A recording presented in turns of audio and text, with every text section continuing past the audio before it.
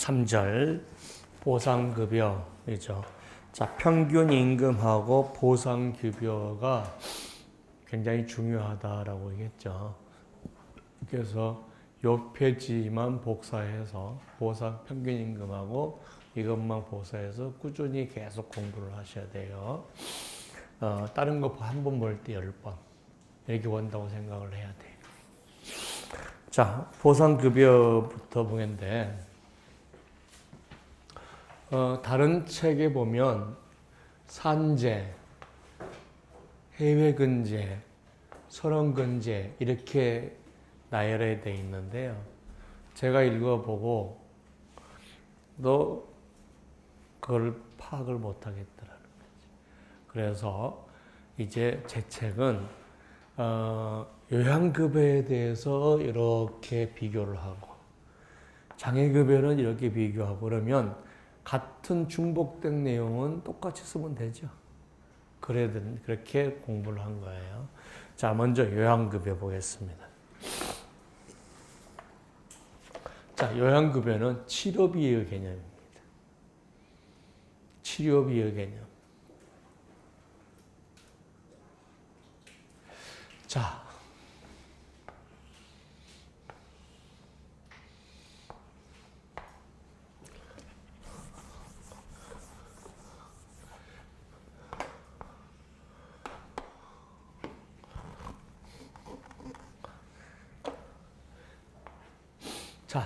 치료가 이렇게 이루어지고 나서 이렇게 1차 종결을 하고 있을 때, 그 다음에 이제 이게 또 필요하다는 얘기죠. 향후에 치료가 필요하다. 예를 들어서 핀제거비, 이런 것들이 필요하다는 거죠. 그러면 손배금은 합의함으로 해서 모든 권리가 없어져 버리죠. 물론 합의를 하면서 전부 합의를 할 수도 있고 일부 합의도 할 수 있어요. 일부 합의할 때 나중에 핀저급에는 또 해준다라고 얘기할 수는 있죠. 근데 소송은 한 번 소송하면 끝이지 나중에 핀저급여를 또 소송할 수는 없죠. 그러니까 결국은 이게 예외고 이게 원칙이에요. 그러니까 손해배상금, 배상책임에서는 중간에 합의를 할 때 앞으로 치료할 비용이 있다 그러면 향후 치료비에 대해서 추정을 해준다는 거죠. 그래서 향후 추정 치료비 해가지고 그 금액을 이때 합의를 해버린다. 그런데 산재는 다시 이때 요양신청하면 돼. 다시 요양신청해서 그때 그 치료만큼을 또 산재에 주고. 그러니까 산재는 향출을 안 준다라는 개념이 치료비를 안 준다는 게 아니라 실제로 치료했을 때 준다 하는 거예요. 그러면은 예를 들어서 자 보겠습니다. 산재를 초과하는 손해를 근제 사배책에서 주는데 이 비용은 나중에 산재에서 또 준다는 거죠.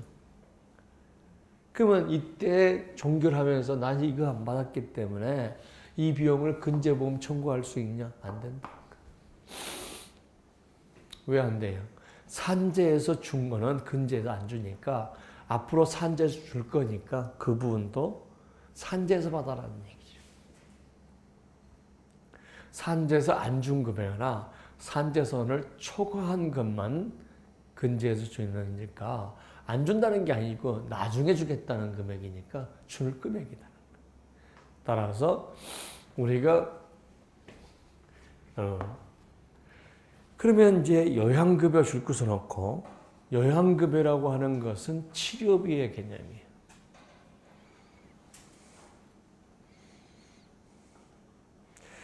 근데 자, 거기 중에서 줄거 써놓을까? 향후 치료비 중에서 향후 추정 성형비는 산재, 해외 근제, 선원 근제에서 보상하지 않는다. 자, 요건 다 보상하죠, 향추는. 근데 성형은 안 해준다.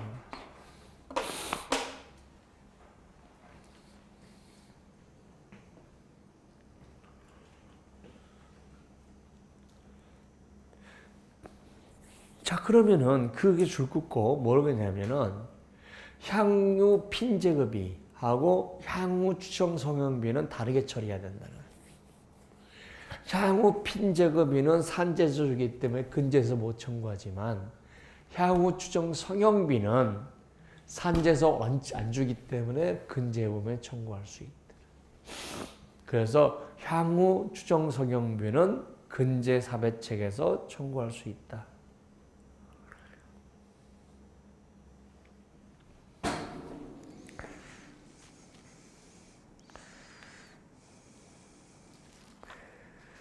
자, 그러면은 지금 요양비는 치료비는 다 준다는 거죠. 산재든 근제든 해외 근제든 선원 근제든. 그러니까 굳이 따로따로 공부할 필요 없이 치료비는 다 준다. 근데 뭐만 안 준다? 향후 추정 성형비는 안 준다.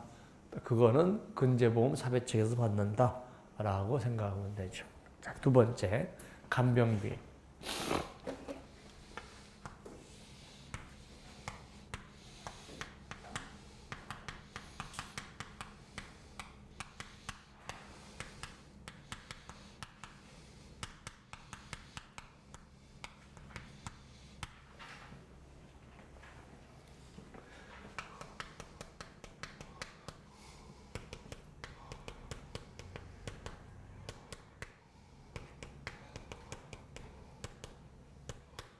자, 간병이라는 말하고 개호란 말은 같은 의미로 써요.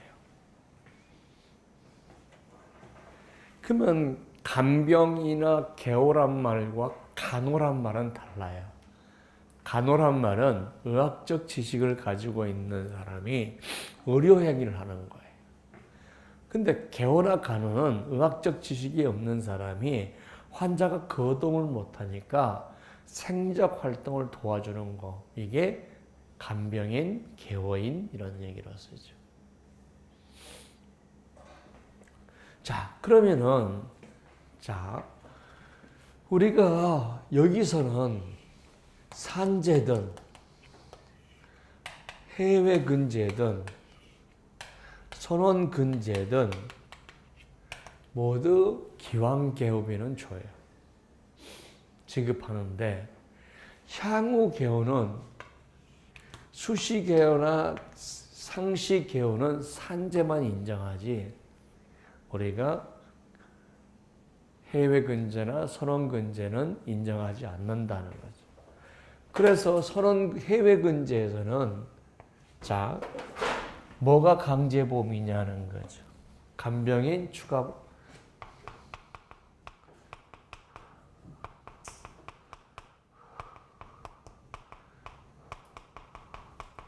이것이 강제보험으로 지금 해놓고 있다. 그런데 선원보험에서는 강제보험이 아니에요.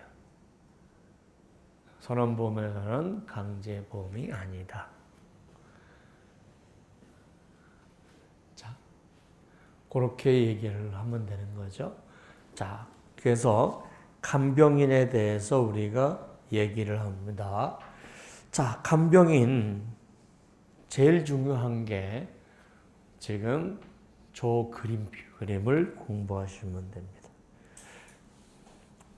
그 다음에 간병인은 전문 간병인과 기타 간병, 가족 간병인의 차이를 두고 있어요.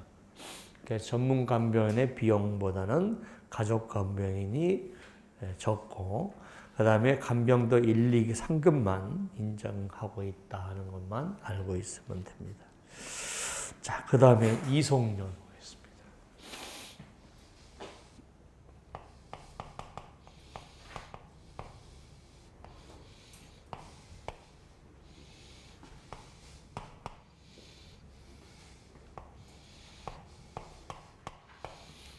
자, 이송료는 국내의 이송료는 앰뷸런스 비용이잖아요.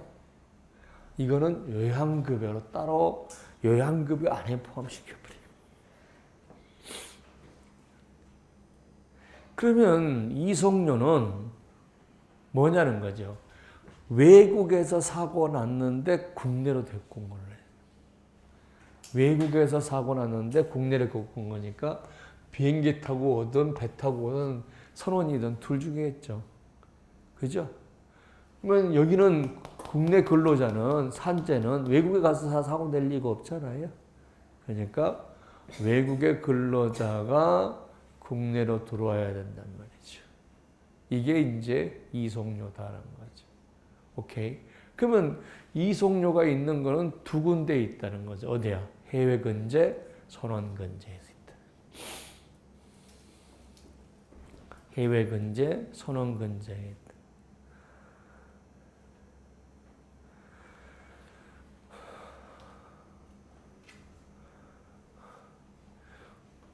자, 조건이 있어요.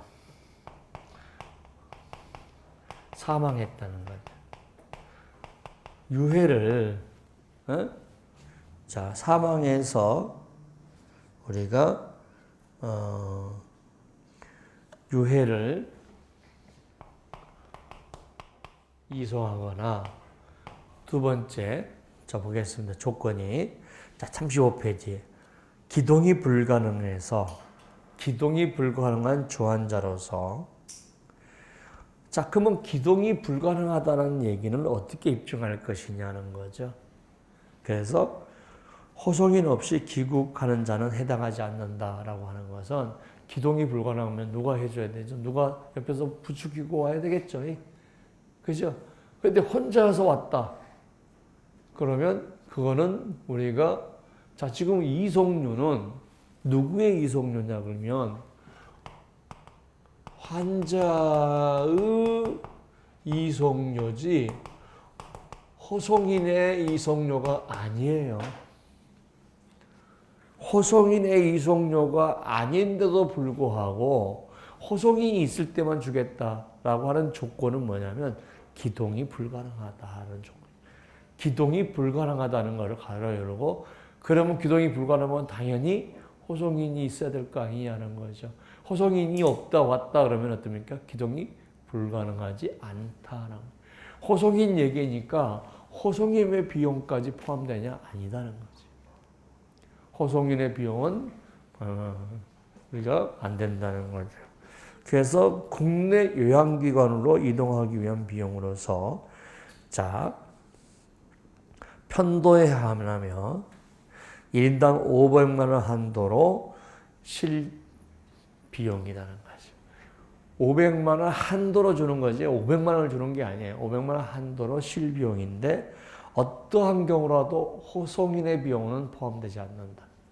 그러니까 환자의 비용만 포함된다. 자, 시험 문제에 환자가 왔는데 호송인이 따라온 경우가 있어요. 간호사, 의사까지 따를 수도 있어요. 네. 근데 그거는 비용이 안 된다는 거예요. 그러면 그거는 어디서 청구해야 돼요? 산재서 안 주, 근제서 안 주니까 사배책, 근제 사배책의 청구 대상이겠죠. 그래서 호송인 줄 건 없고 호송인 비용 줄 건 없고 배상 청구 영역이라는 거죠. 만약 가해자가 있다면 배상 청구 영역이고 가해자가 없다면 자기 부담이죠.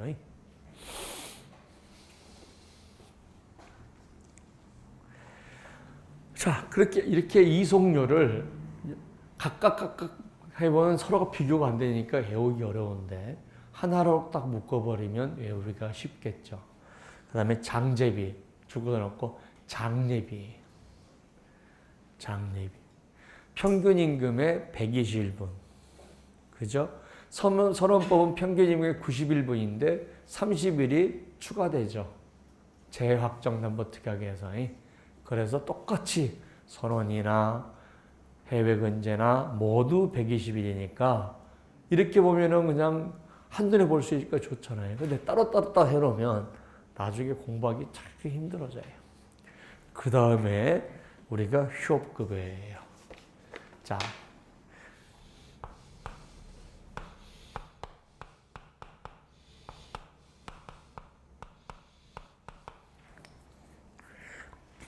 이번 치료 기간 동안에 동일하게 휴업기업 손해의 인정 기간이, 그러니까 산재나 근재나 해외 근재나 선원 근재는 통원이나 입원을 구별을 해서 휴업 손해 차등을 주고 있지 않다. 똑같이 인정한다. 자, 그 다음에 인정하는 금액은 얼마냐는 거죠. 평균 임금의 70%. 평균 임금의 70%.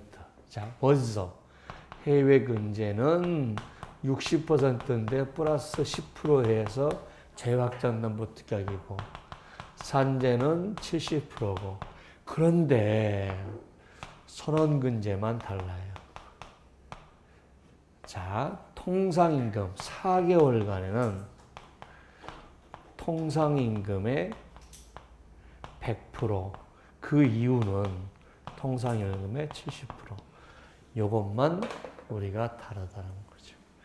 그래서 휴업손해에서는 다른 건 다 들어들고 선언법만 공부하시면 돼. 선언법만 공부하면 된다. 이렇게 되겠죠? 그 다음에 장애급여를 가겠습니다.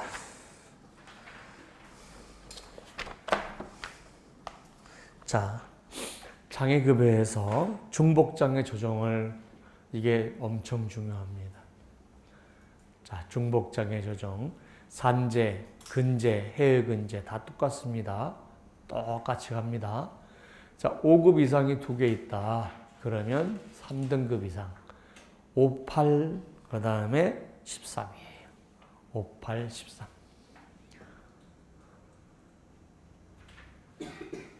자, 보세요. 자, 4등급이 하나 있고 6등급이 하나 있다.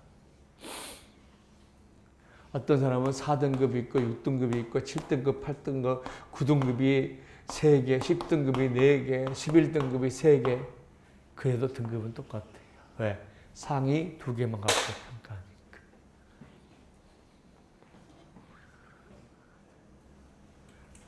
맥브라이드는 다 합산하죠.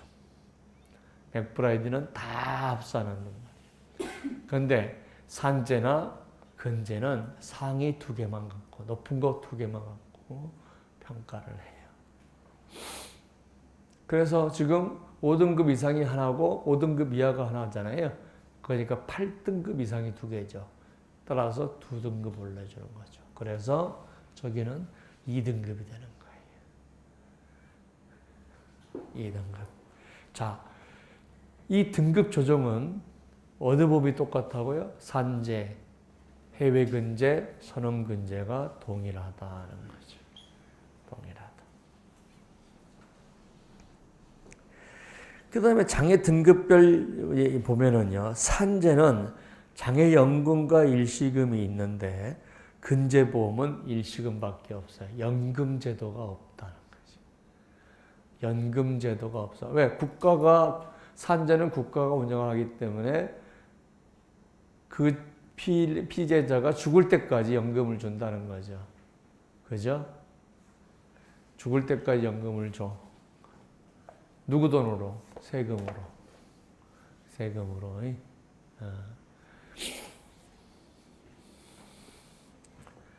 자, 그런데 해외근제나 선원근제는 누가 운영하면 개인기업이, 사기업이 운영하기 때문에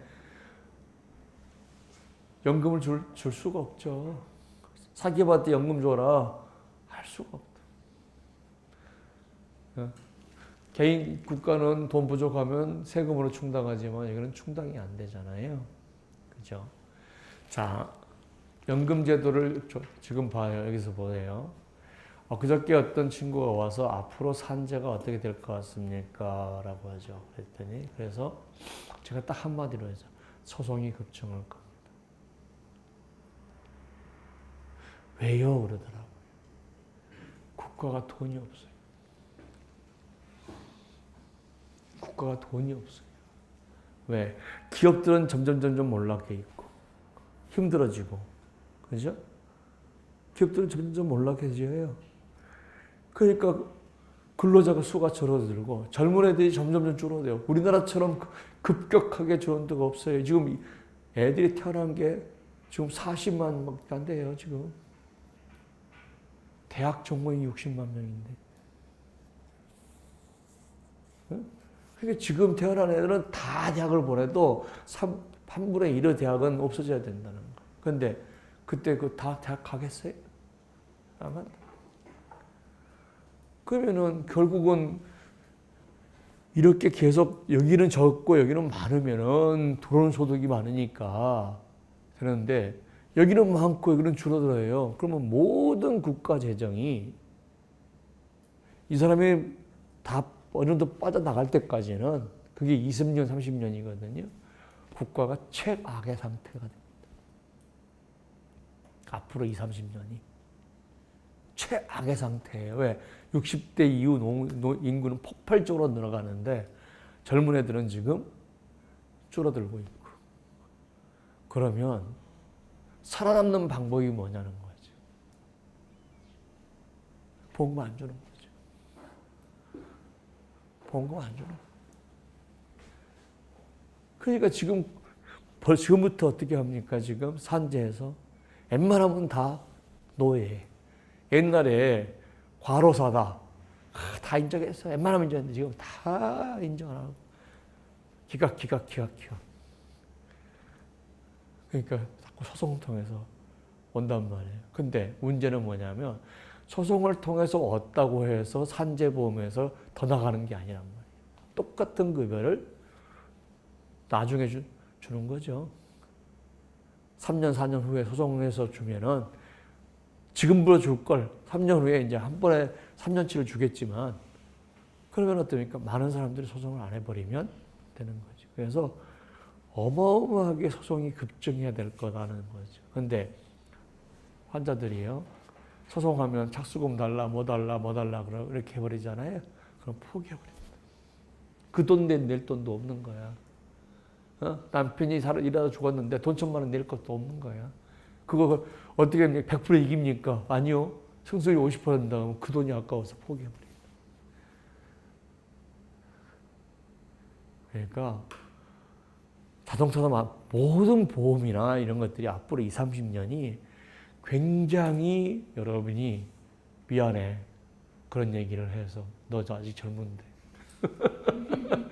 너의 미래가 너 지금 20대인데 너 40대까지나 50대까지 그렇게 박지를 않아. 박지를 않아. 그래서 타이트하게 살 수밖에 없는 상황이고. 그리고 이제 지금 태어난 애들이 20살, 30대가 되면 이 젊은 애들이 없어요. 그래서 대학만 나와도 다 채용하니. 지금 일본이 그런 상태예요. 대학만 나오면 다 취직한다. 왜? 젊은 애들이 워낙 없으니까. 일본은요, 정년을 65세까지 늘렸어요. 기업 스스로가. 왜? 일할 사람이 없으니까. 그리고 지금 뭐라고 하냐면 70까지 늘리겠다는 거야. 젊은 애들이 안 들어오니까 일해야 되잖아.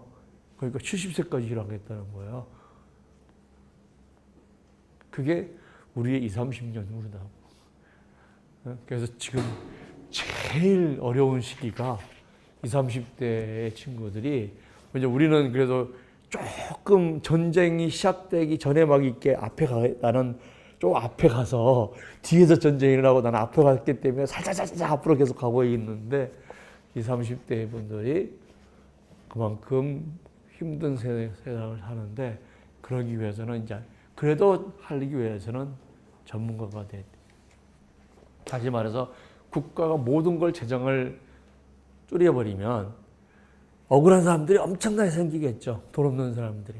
그걸 구제할 수 있는 방법을 가지고 그래서 돈을 벌 수 있는 방법은 충분히 있다. 충분히 있다.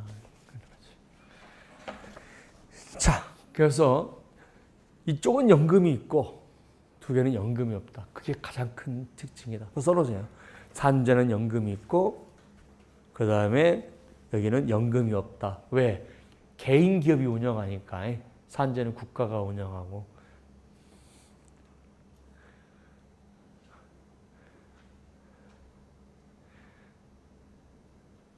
그래서 이론적으로 보면은요, 다 국가가 운영하는 게 좋다. 선언도 왜 국가가 운영, 이렇게 하고 싶죠? 국가가 돈이 없어요. 연금제도도 김대중 대통령이 만들어 놓은 거거든요. 네? 그 전까지는 연금이 없었어요. 김대중 대통령이 만들어 놨는데, 지금 만들어 놓고, 그때는 좋았는데, 이게 연금 받는 사람이 계속 늘어나는 거예요. 어? 왜 죽는 사람이 남편이 죽으면요 그 아내는 오래 살아요. 그리워서 일찍 죽는 게 아니라 더 오래오래 살아요. 어? 이게 국가가 이게 만들어 놓고 이걸 축소할 수 없으니까 이제 계속 그러니까 어떻게 하냐 직원들한테 깎거라 장애 다시 주지 마라 인정하지 마라 한시장에다라고 더 타이트하게. 왜? 그렇지 않으면 운영을 못하니까. 운영을 못하니까. 그래서 요즘에 산재 사고 났는데 뭐 어디 옛날에는 골절만 나도 연구 안 돼요. 막 그러면 8급, 7급 없어요. 지금 산재에서 뭘 지금 하고 있죠? 한시장에는 인정하지 않겠다. 앞으로 한시장에 인정 않겠다.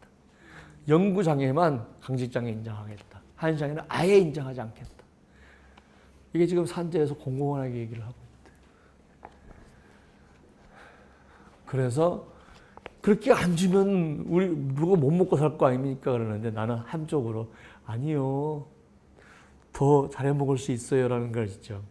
산재가 적게 나오면 근제보험, 사용자 배상 책임 보험이 많이 나오니까 그러니까 풍선 효과라는 게 항상 있는 거야. 바보가들이나 그렇게 하고 있는 거지. 풍선 효과적으로 하면 되는 거야. 빨리빨리 바꿔야 돼.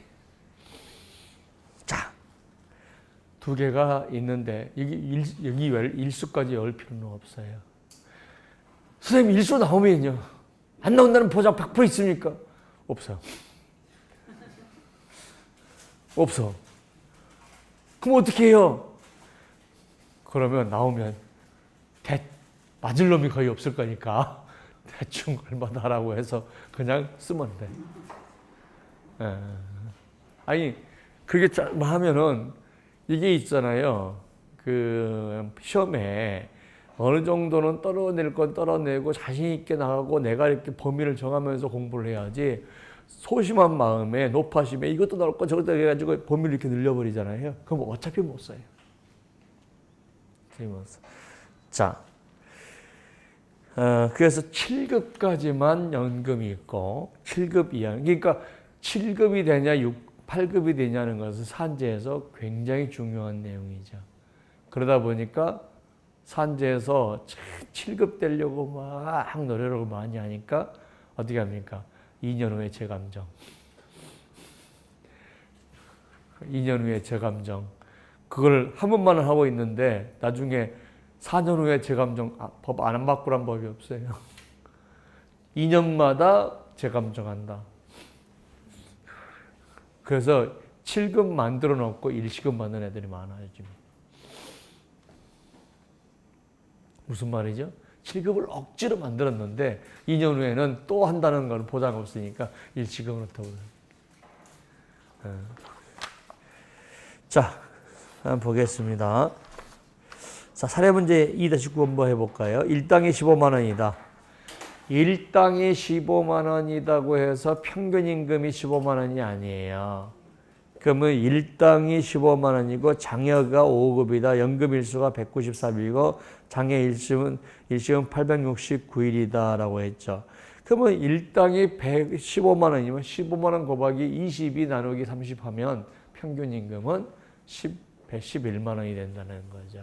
거기에 연금 일수 193일을 곱하면 우리가 얼마다는 거죠? 자, 2123만 원 정도가 되고 이걸 12개월로 나누면 월 176만 9,666원씩 죽을 때까지 나온다는 거죠. 자, 그러면은 자 여기서 요양급여, 휴업급여가 나오고 장애급여가 나왔잖아요. 이 장애급여에 혼동하면 안 돼요. 자, 이 사람이 연금을 신청했을 거 아니야. 그러면 연금을 신청하면 자, 이 사람이 연금 받다가 이만큼 받다가 교통사고로 죽었어. 그럼 이만큼밖에 못 받느냐? 아니고 장애 일시금만큼은 항상 보상을 해줘. 그러니까 장애 일시금을 못 받고 죽으면 일시금만 연금 액수를 합쳐서 매달 170 얼마씩 받은 거를 합쳤더니 일시금보다 못 받는 상태에서 죽었잖아요. 그러면 나머지 차액을 우리가 일시불로 준다는 거죠. 따라니까 항상 일시불은 확보되어 있는 것이다라는 거죠. 따라서 자 이게 500 얼마라는 거야. 지금 여기 나온 거고. 그러면 뺄 때는 어떻게 돼요? 이걸 뺀 게 아니라 장애 일시금만큼을 빼야 된다는 거죠. 자, 우리가 예를 들어서 보세요. 자, 배상 책임에서 2억이에요. 근데 산재에서 돈을 급여를 받더니 산재에서 아까 500만 원이 지급됐어요. 근데 연금 받고 있어요. 이렇게 빼면 안 된다는 거죠. 그럼 어떻게 합니까? 이걸 일시금으로 환산했더니 9천만 원이다라는 얘기예요. 그럼 2억에서 9천을 빼야 된다는 거. 일시금을 빼야 되는 거지. 이 연금을 빼면은 안 된다. 왜? 연금을 받은 사람이 항상 뭐까지는 확보되어 있으니까 일시금까지는 확보되어 있기 때문에 일시금으로 빼야 된다는 거죠. 따라서 이 문제도 시험장에 가서 너 이렇게 나 집중해. 저 이해가 잘 안 될수록 자꾸 선생님을 좋아해야 돼. 그리고 이해가 안 되잖아. 그러면 당연하다고 해. 여기 뒤에 있는 사람은 처음 듣는 사람이 아니야. 처음 듣는 사람이 아니야. 세 번째 들어 지금.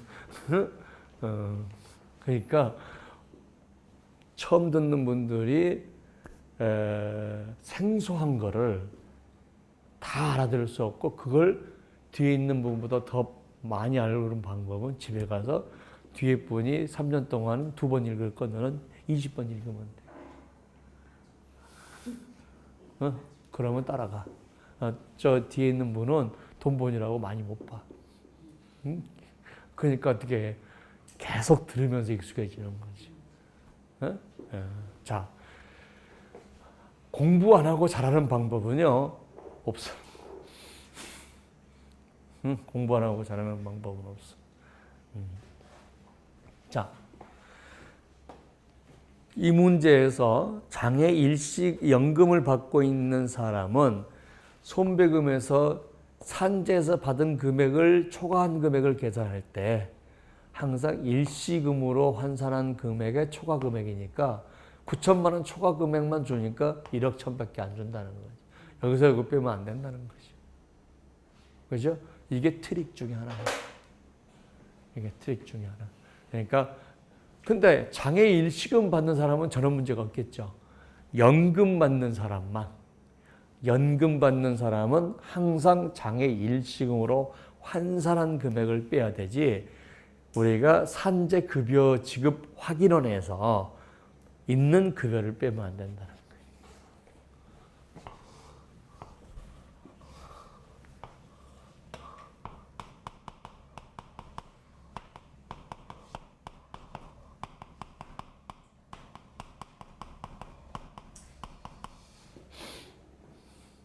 기존의 장애에 있는 사람이 새로운 장애가 했을 때 어떻게 처리할 것이냐는 거죠. 기존에 있는 사람이 새로운 장애가 생겼을 때 어떻게 할 것이죠.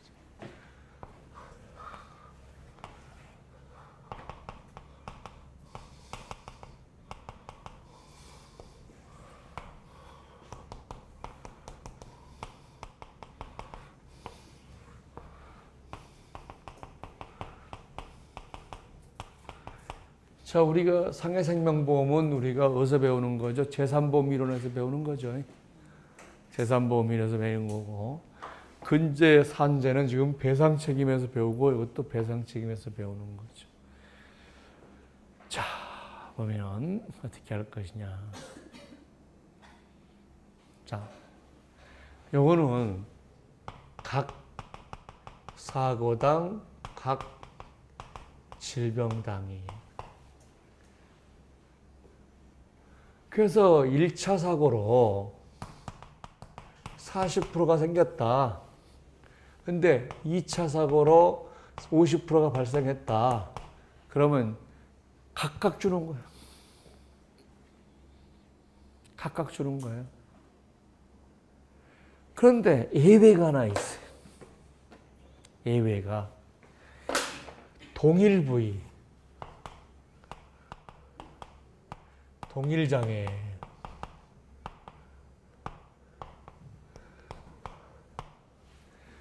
(1차) 사고, (2차) 사고. 자, 현재의 장애가 40%인데 같은 부위에 같은 장애, 옛날 장애가 20%가 있었다는 거예요. 그러면 이번 사고로 인해서 나오는 장애는 이거죠. 그러니까 40에서 20을 빼주는 거죠. 그러면 40 안에가 뭐가 있는 거죠? 이번 사고이라는 장애만 있는 게 아니라 옛날 장애도 포함되어 있다는 거죠. 그래서 40% 범위 내에는 1차 사고 후 장애도 포함되어 있다는 거죠. 그러니까 이거를 빼야겠다. 산재, 근재도 똑같아.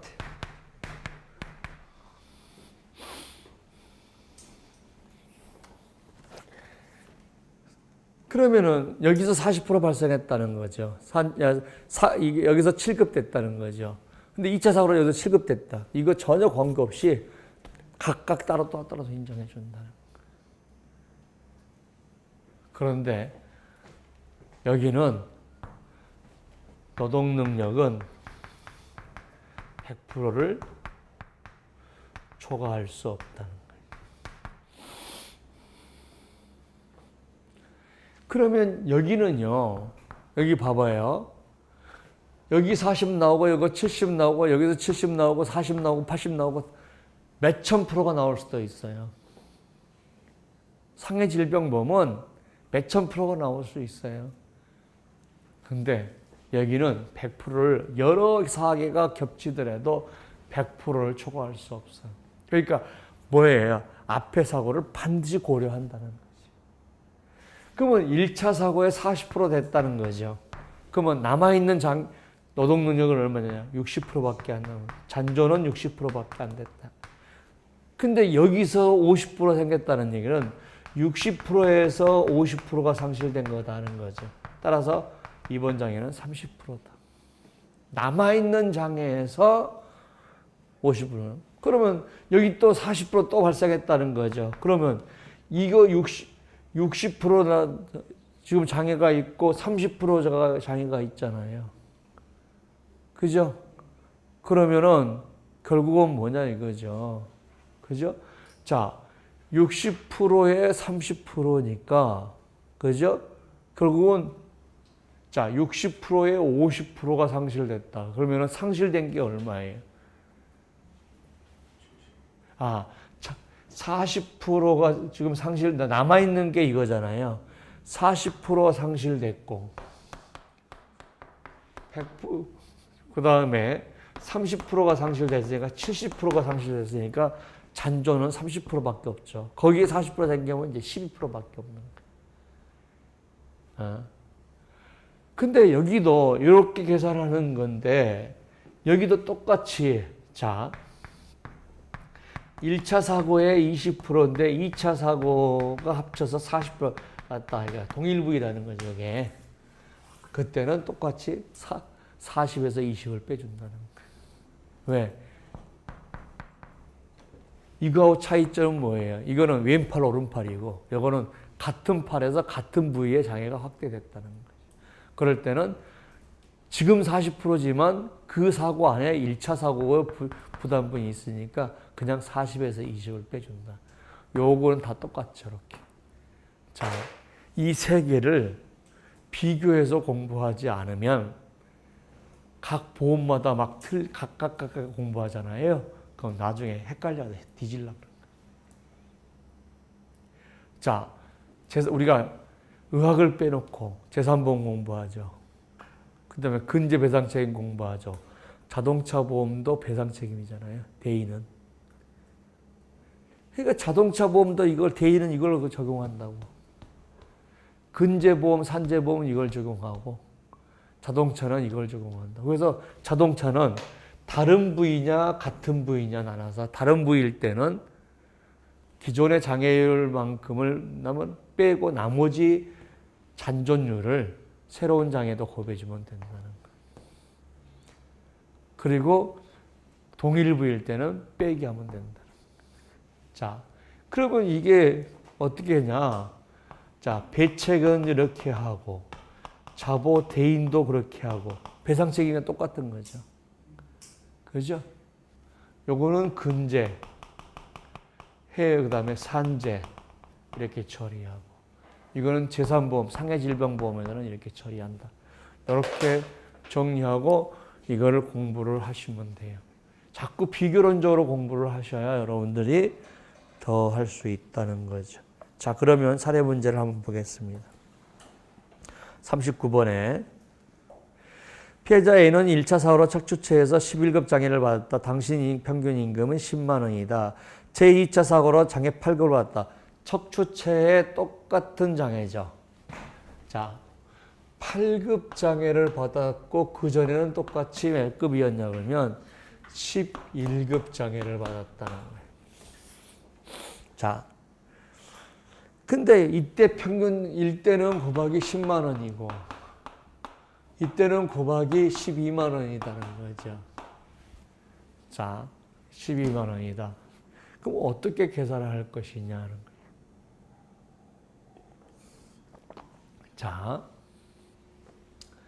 이렇게 곱해갖고 이렇게 빼는 게 아니고요. 요거의 차이의 일수가 있겠죠. 8급의 일수가 얼마냐 그러면 495일이에요. 그 다음에 11급은 몇이냐 그러면 220일이에요. 그러면 495 마이너스 221이 8급과 11급의 차이예요. 이거에 지금의 급여를 곱하면 되죠. 왜냐면 옛날 걸로 급여를 할 필요 없잖아요. 이걸 곱하니까 12로 해야 되잖아요. 근데 이걸로 곱해서 이걸로 뺀다 그러면은 어떻게 합니까? 지금 급여를 계산하면서 옛날 급여를 계산하니까 안 돼요. 그러니까 8급의 일수에서 11급의 일수를 뺀 다음에 그 다음에 뭐래요? 그 다음에 지금의 평균 임금을 곱해야 나오는 거죠. 오케이? 자, 그래서 그 당구장 표시해 놓고 장애가 중복될 때 어떻게 할 거냐? 왜 시험 문제 한 번도 안 나와서 한 번도 안 나왔어요. 한 번도 안 나왔다는 얘기는 뭐예요? 나올 가능성이 굉장히 높아졌다는 얘기죠. 높아졌다. 저렇게 시험 문제 나오면요. 여러 가지일 겁니다. 어떻게 뭐 저거 8급의 일수 곱하기 12만 원에 해서 11급 1이 곱하기 10, 그 다음에 곱하기 10만 원 하고 뺀 친구부터 시작해서 여러 가지 나올 건데 그게 말이 안 되는 게 임금은 계속 올라가잖아요. 그러면 장애 변동액에서 지금 급여를 곱해줘야 맞는 거지. 그죠? 옛날 급여를 곱해주면 안 된다는 거예요. 근데 그게 시험장에 나오면요. 헷갈려요. 안 해보면. 그러니까 이 문제는 출제 가능성이 매우 높다라고 VIP 해놓고 눈여겨 공부합니다. 제가 여러분들이 제 책은 지금 한 300페이지예요. 이번에 자동차 보험도 300페이지로 줄여놨어요. 그런데 제 책에 있는 문제, 다른 책에 없는 거 엄청나게 많이 해놨어요. 왜? 저는 어떻게 하면 몇 개를 비교해서 조합해서 할까, 나열하지 않을까, 이것만 계속 연구를 하고 있기 때문에 여러분들이 제가 그러죠. 좀 공부를 해야 될 과목이 4과목인데 800페이지짜리 1000페이지 하고 하면은 한 번 읽고 나면 그 다음에 힘들단 말이에요. 그러니까 어떻게 페이지 수를 줄이면서 그 공부를 다 다른 책보다 더 많은 공부를 할 수 있을까?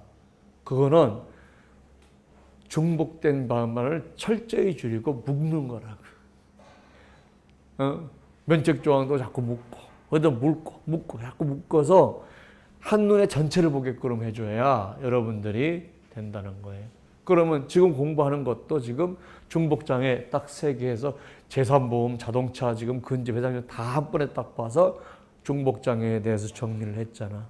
그럼 어차피 여러분들이 선생님 저 재산보험은 재산보험 시간에 공부할게.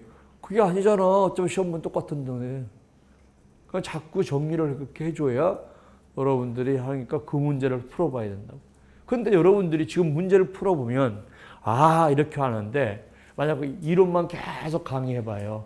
2달 동안에 한 번도 문제를 안 풀어봐요. 그러면 뭔 말인지 도대체 모릅니다. 그러니까 2달 후에 여러분이 다른 학원에 가서 공부했던 친구가 여러분하고 2달 후에 만나서 한번 얘기해봐요. 지금은 만나서 얘기하면 여러분이 더 버벅거려요. 왜? 너무 종합적으로 막 들어가니까. 2달 후에 들어가서 한번 봐요. 그러면 이 계산 문제를 풀어가면서 하는 사람하고 안 하는 사람하고 확실히 다릅니다. 반드시 푸세요. 반드시 풀어요. 공부 못한 사람의 특징이 뭐냐면은 자꾸 나중에 풀지, 몰아서 풀지. 근데 끝까지 안 풀어요.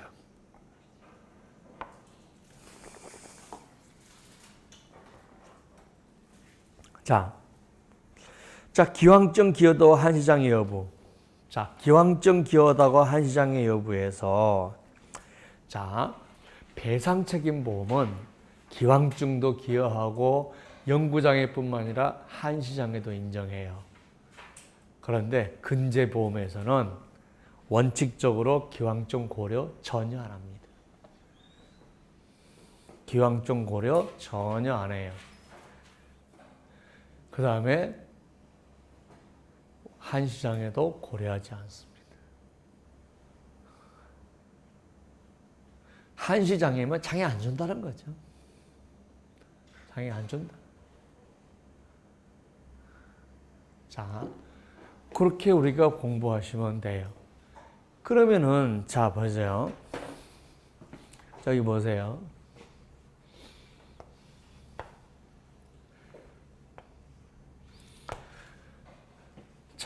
A라는 사람이 지금 현재 15% 장애가 있다. 근데 꾸준히 좋아져서 3년 후에는 0%가 된다는 거예요. 그러면 한시장에 3년을 인정하겠다는 때 이렇게 매년 감소된 걸 인정하는 게 이렇게 인정해 주는 거예요. 그러니까 이만큼 만약 3년 후에 퍼펙트하게 완치된다면 사실 3년 동안은 과잉배상해 주는 거죠. 왜? 좋아질 거라고 생각하지 않고 고정적으로 15%를 인정한 다음에 뚝 떨어지게 만들었으니까 이론적으로 보면 이만큼이 과잉배상인 거죠. 그죠? 자, 그런데 배상책임보험에서는 가해자하고 피해자하고 형평의 원칙이에요. 배상책임에서 가장 큰 이론은 형평의 원칙. 가해자가 유리해도 안 되고 피해자가 유리해도 안 된다. 그럼 무슨 얘기냐? 3년 동안에는 장애가 있는데 그 외로 완벽하게 좋아진다. 그러면은 만약에 영구장애로 인정해버리면 가해자에게 너무 불리하죠. 형평의 원칙이 안 맞는 거죠. 그렇다고 3년 후에 좋아지니까 영구장애 아니다고 해서 전혀 인정하지 않는다면 피해자는 3년 동안 일하는데 굉장히 지장이 있을 거니까 결국은 한시장애를 인정하자. 이게 형평의 원칙이라는 거예요. 그런데 개인보험이나 근제나 산재는 그냥 국가가 약속하는 거고 약관이 약속하는 거예요. 형평의 원칙이 아니야. 내가 이렇게 주겠다. 끝. 내가 이렇게 주겠다. 끝. 국가가 배상 책임이 있는 게 아니잖아요. 국가가 배상을 하는 게 아니잖아요. 내가 만약 홍수가 나서 2억 원의 손해가 났는데 국가가 5천 준다. 억울합니다. 왜 5천밖에 안 줘? 할 수가 없는 거예요. 안 줘도 되는 거 주는데. 그잖아. 이 형평의 원칙을 고려해서 형평의 원칙을 고려해서 2억 원 줘야 될 거 아니에요. 그러면은 국가가 뭐예요? 형평의 원칙을 고려하면 내가 줄 거 없거든. 이게 보상이야. 배상이 아니고. 에? 그러니까 약관도 보상이고, 그죠? 근제나 산재도 보상이라고 지금 보상. 사용자가 배상을 하는 게 아니로 업무적으로 다쳤으니까 근로자를 보호하기 위해서 보상한 거니까 형평의 원칙이 아니라 법에서 정해진 대로 주겠다는 거예요. 그러니까 형평의 원칙이 적용되지 안 되니까 한시장이 인정 안 하겠다. 그럼 끝이요. 한시장이 왜 인정 안 합니까? 이게 아니란 말이야. 내가 그동안 일을 불편할 때인데, 그건 배상이고. 생각해봐. 내가 2억의 손해가 홍수가 났는데 왜 2억을 줘야지 5천을 주겠냐고. 나 안 줘도 돼. 이러고 얘기해보라거든. 무슨 말인지 알겠죠? 배상이 아니고 보상이기 때문에 법에 주어진 대로 주는 거고, 그죠? 형평의 원칙이 적용이 안 되는 거예요. 그래서 배상 책임에서는 한시장애 인정하고 기여도 인정하고 그러는데 근제에서는 산재에서는 어떻게 합니까? 기왕적 인정 안 해버린 거예요. 그 다음에 한시장애 나오도 안 주겠다. 끝이야. 오케이? 네. 그래서 인정 안 한다. 자, 여러분들이 이 부분에 대해서 허리골절이 됐는데 팔급이 됐다. 근데 배상책임보험이라면 골다공증이 있다고 해서 30% 기여를 하겠다는 거야. 배상책임에는. 그런데 산재에서는 30% 감액하지 않는다는 거야. 이 사고 때문에 골절이 생겼으면 그냥 그걸로 가는 거지. 골다공증이 기여했다고 30% 감액하지 않는다. 오케이? 그 다음에 종골에서 20% 내는데 내외측에서 8급 한시장에 8급인데 2년 한시장에 나왔다는 거죠. 그러면 배상 책임에서 한시 나와장에 나왔을 때는 한시로만 인정하죠. 산재에서는 인정할 거냐 말 거냐. 그래서 옛날에는 어떻게 합니까? 한시로 나왔다고 한시인지 연구인지 관계없이 그냥 현재 있어 그러면 인정했는데 이제 법을 전혀 안 바꾼데도 불구하고 한시는 앞으로 안 주겠다는 거예요.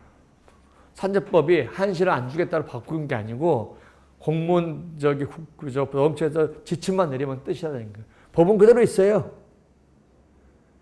그러니까 옛날에는 한시냐 연구자가 가리지 않고 현재 장애만 있으면 줬는데 이제 한시장이면 아예 대상에서 제외시키겠다는 거죠. 그래서 우리가 그런 내용이 되어 있습니다 하는 거죠.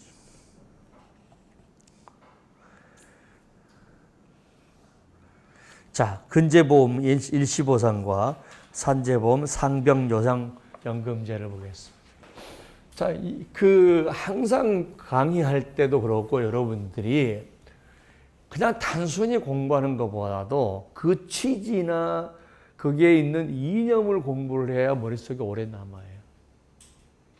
그리고 단순히 글자로 해서 결과만 아는 게 아니라 여기서 와서 배우고 하자는 거 줄 긋고 외우세요 이게 아니고 왜 그런 제도가 있는가를 설명하기 위해서 온 거지. 설명 듣기 위해서 온 거지. 죽고 이거 중요한 게 외우세요. 그러면 죽고 서서 그냥 판매하면 되잖아, 책을. 그래서 제 강의가 어떤 분들한테는 굉장히 쉽다고 그러는데 대부분의 사람들이 어렵대요. 왜 어렵냐 그랬더니 다른 데 가면 줄 긋고 중요해요 그러니까 아무 생각 없이 줄만 긋고 하루 종일 있다 가면 머리가 안 아프대요. 그런데 여기는 도대체 머리가 아파서 3시간만 지나면 머리가 아프다는 거예요. 왜? 막 생각해야 되고 뭐 가만히 안 놔두니까. 근데 줄 긋고 하려면 그냥 줄 긋는 거 줘버리지 뭘로 강의를 하냐고. 근데 여러분이 그게 지금 편해도 나중에 외울 수 있냐고. 이해를 안 했는데 이해를 못했는데 외울 수가 있냐고. 어차피 못해. 그럼 못해.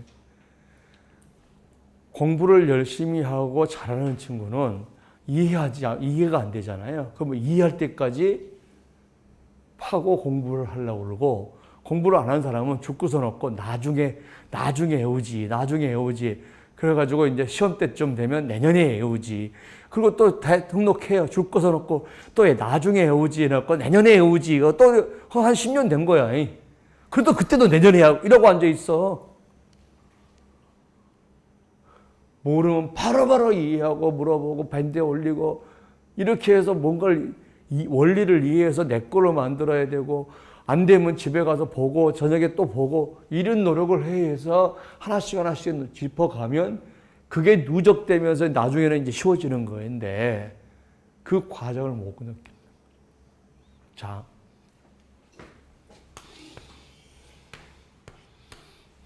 자, 일시보상.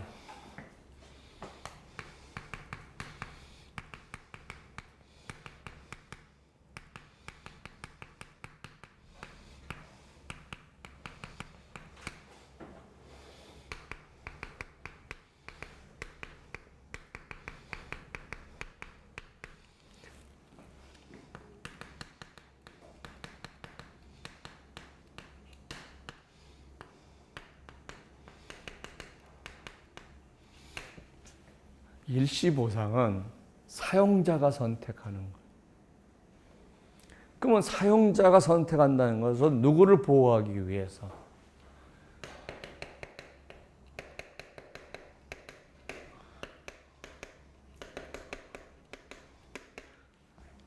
근데 상해 연병은 근로자가 선택하는 거예요. 자, 무슨 말이냐 그러면 자 보세요. 지금 사용자가 잘못 없이 단지 업무 중에 사고 났다는 걸로 지금 자기가 지금 계속 돈을 주고 있는 거잖아요. 만약 산재보험을 가입 안 했다거나 근재보험을 가입 안 했다면 내 돈으로 줘야 된다고 지금. 근데 사용자는 전혀 잘못이 없는 사람이 예를 들어서 직원이 6명인데 4명이 다쳐가지고 한 달 내내 잠 못 자고 밥 못 먹고 벌어갖고 맨날 그 애들한테 치료비 주고 못 주고 근제보험 안 들어가지고 계속 주고 있다는 거야. 근데 앞으로 너 얘들 죽을 때까지 해라 그러면 어떡합니까?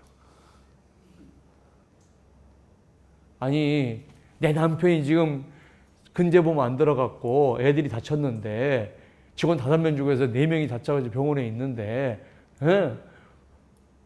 다른 애는 차용해서 또 써야 될 거 아니야. 근데 계속 벌어갖고 안 되니까 융자 받고 또 벌었고 집 팔고 또 주고 근데 그거를 평생 해야 된대. 그러면 어느 날 갑자기 남편이 연락이 안 돼.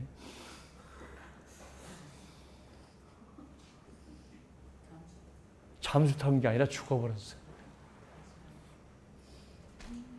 사용자한테 지 잘못도 없는 사용자한테 너무나 큰 부담을 주는 거는 결국 어떻게 되겠어요? 사업을 안 하겠죠. 사용자들이 다 사업을 안 해버려요. 그럼 어떻게 했죠? 누가 근로를 할 거냐는 거예요. 누가 채용할 거냐의 문제 생기죠. 사용자에게 너무너무 큰 부담을 줘버리면 사용자들이 그만둬 버린다. 그러면 전 국가가 누가 근로할 것이냐. 국가가 채용해줘? 국가가 어떻게 채용해?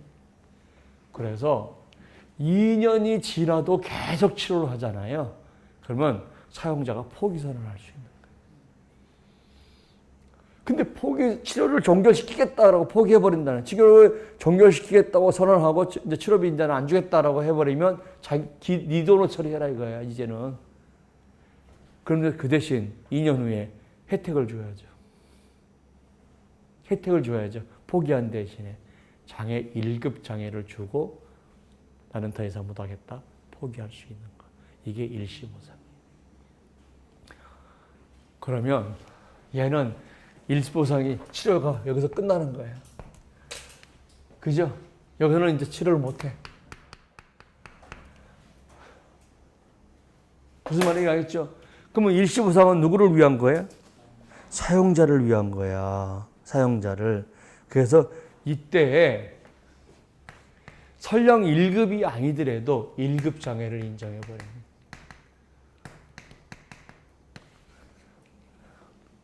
실제로 장애는 3급이야. 그런데 1급 주고 나는 포기란 말이야. 왜? 포기하는 대신에 최고치 장애점 주고 끝내라.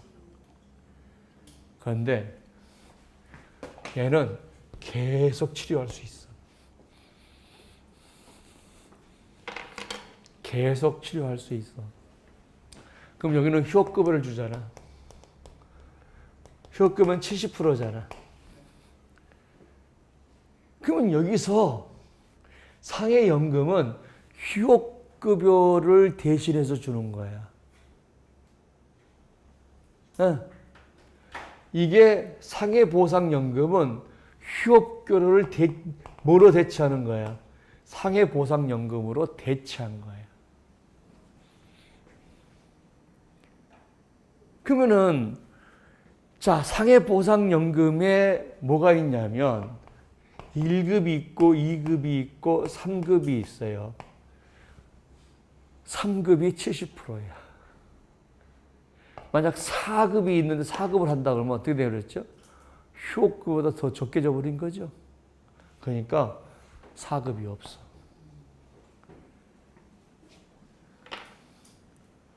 그러니까 실제로 내가 1급이 아니더라도, 그죠? 자, 내가, 잠깐만, 1급, 2급, 3급에 해당된 사람만 상해연금을 선정하는데, 만약 4급, 5급에 해당된 사람이다. 상해연금 신청할 수가 없죠. 그냥 휴업급여 청구하고 그냥 청구하면 되는 거죠. 그러니까 내가 정말 상시개호가 필요하다. 수시개가 필요한 사람이다. 그래서 내가 상해연금을 신청한 게 급여보다 훨씬 많다라고 한 사람은 치료는 계속 해주되 상해보상연금으로 주겠다는 거예요. 그러니까 상해보상연금도 결국 뭐예요? 휴업손해의 대체라고. 그러니까 상해보상연금도 주고 휴업손해도 주고 이건 아니야. 무슨 말 하겠죠? 그러니까 근로자가 선택하는 거야. 저는 상해보상연금 신청 안 할게요. 그거 왜 안 해? 더 주는데. 치료를 종결시키는 게 아닌데. 그러니까 1급, 2급짜리는 모르고 버가 있으면은 노무사리 가가지고 빨리 연금 신청해서 해줄게요. 그러고 이제 가서 일 맡아서 해주는 거야. 왜? 자기는 뭔지 모르니까 그냥 그러고 있다가 이제 하는 거죠. 상해보상연금은 근로자를 위한 거니까 두 개의 제도가 2년이라는 것이 이런 공통점이지만 완전히 다른 거죠. 하나는 근로자를 위한 거고 하나는 사용자를 위한 거고 하나는 일시보상은 어떻게 합니까? 사료를 중단시키는 거고 상해연금은 치료를 계속 해주면서 휴업소본에다 더 주는 것이다. 이렇게 개념. 자, 유족급여 보겠습니다. 자, 유족급여는 죽었다는 거죠. 사망보험금이에요. 사망보험금.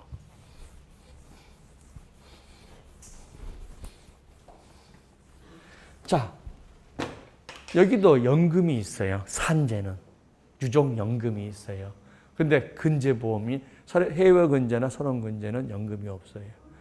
유족 일시금밖에 없어요. 1300일.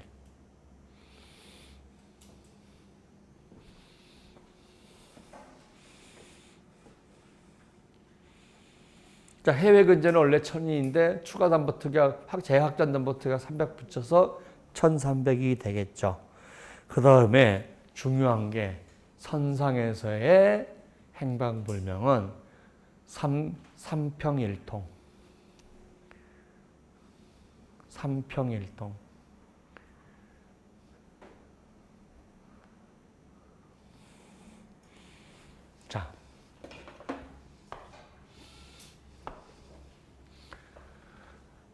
자, 삼평일통이라는 거죠. 자, 세 개가 평균을 잡아주면 가운데가 통일을 할 수 있다. 삼평일통. 그래서 3개월간의 평균 인구와 1개월째 통일. 뭐 때문에 그런 거예요? 실종 선고가 돼서 사망보험이 유족연금이 나올 때까지의 기간 동안에 최저보장을 하기 위한 제도다. 따라서 뭐예요? 유족보상금에서 빼는 게 아니라 3개월정간의 평균임금하고 1개월 통상임금 주고 그 다음에 유족보상을 주는 거죠. 일시불을 주는 거다는 거죠. 자, 유족연금은 산재보험만 존재해요. 자, 산재보험은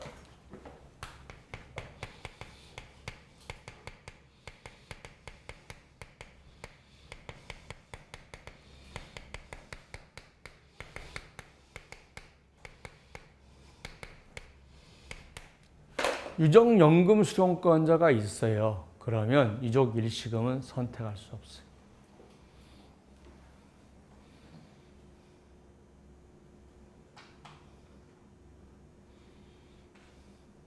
저희 직원이 한 5, 6년 전이야, 18년 전이 있는데 남편이 죽었어요. 그래서 유족연금을 신청을 해야 되잖아요. 근데 유족연금과 일시금 선택 안 되니까 근데 유족연금을 포기하겠대요. 그리고 그때 엘리베이터 사고로 죽었는데 엘리베이터 배상 책임보험에서 1억 받고 끝나겠다는 거예요. 근데 우리 직원이 30분을 설득하는 거예요. 그거 아닙니다, 사모님. 막 그러는 거예요. 근데 끄떡도 안 해요. 그래서 나 치면서 야, 가자 그랬더니 아이, 설득해야죠. 야, 너 설득이 될 것 같냐? 그랬더니 왜 안 돼요? 유족연금. 야, 남자가 뒤에서 대기하고 있잖아.